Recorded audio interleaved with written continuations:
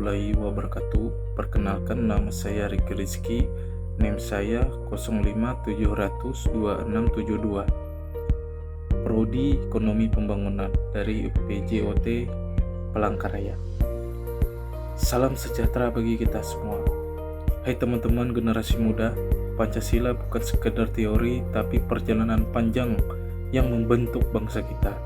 Hari ini mari kita lihat perkembangannya dari masa ke masa. Pendahuluan, pelajaran dari sejarah Pancasila bagi generasi muda. Materi ini berfokus pada perkembangan Pancasila dalam konteks sejarah bangsa Indonesia dari masa ke masa. Kita dapat menilai bagaimana Pancasila dipahami dan diterapkan dalam periode-periode mulai dari awal kemerdekaan, RIS, demokrasi, terpimpin, Orde Baru, dan reformasi. Awal mula kemerdekaan dan Republik Indonesia Serikat.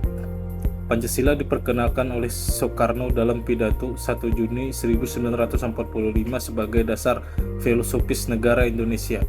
Pada 17 Agustus 1945 kemerdekaan diproklamasikan dengan Pancasila sebagai landasan ideologis.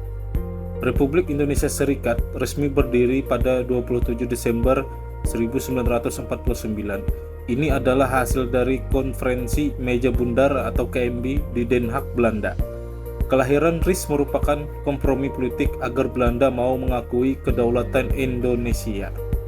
Demokrasi terpimpin 1959 sampai 1965. Demokrasi terpimpin adalah sistem politik yang ditetapkan di Indonesia di bawah kepemimpinan Presiden Soekarno. Era ini secara resmi dimulai setelah dikeluarkannya Dekret Presiden 5 Juli 1959 dan demokrasi terpimpin berakhir setelah terjadinya peristiwa G30S pada 1 Oktober 1965. Pelajarannya, demokrasi harus seimbang dengan kepemimpinan yang bijak.